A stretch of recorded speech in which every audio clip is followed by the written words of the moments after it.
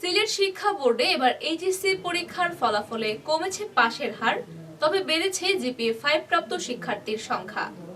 এবার শিক্ষা বোর্ডের পাশের হার 81.40%। ইংরেজি বিষয়ে ফলাফল কম ভালো হওয়ায় পাশের হার গেলবারের চেয়ে কিছুটা কমেছে বলে দাবি করেছেন শিক্ষা বোর্ডের সচিব মোহাম্মদ কবির আহমদ। তবে সার্বিক ফলাফলে তিনি সন্তোষ প্রকাশ করেছেন।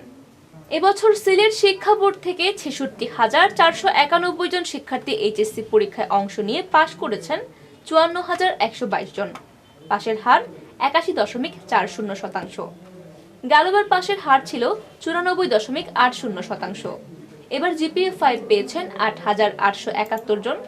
গেলবারের চেয়ে এবার 140 জন বেশি শিক্ষার্থী জিপিএ-5 পেয়েছেন।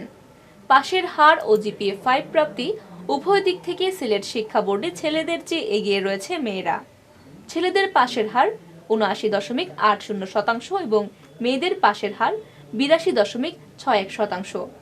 এছাড়া 2,689 জন মেয়ে ও 2,182 জন ছেলে জিপিএ-5 পেয়েছে।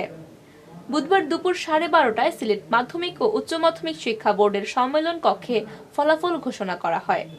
ফলাফলে সিলেট শিক্ষা বোর্ডের সচিব মোহাম্মদ কবির আহমদ সন্তোষ প্রকাশ করে জানিয়েছেন, তুলনামূলকভাবে ইংরেজিতে ফল কম ভালো হয়েছে।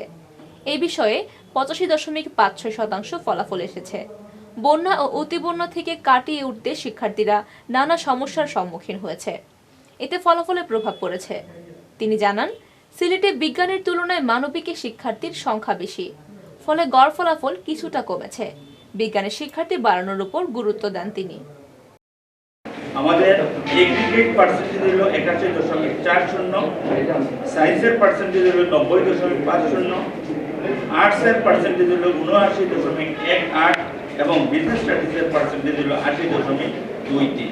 এই সায়েন্স এবং বিজনেস স্টাডিজ স্টুডেন্ট কম কিন্তু পাশের হার বেশি, আর্টসের স্টুডেন্ট বেশি পাশের হার, যার জন্য আমাদের এগ্রিগেট পার্সেন্টেজ 81.4।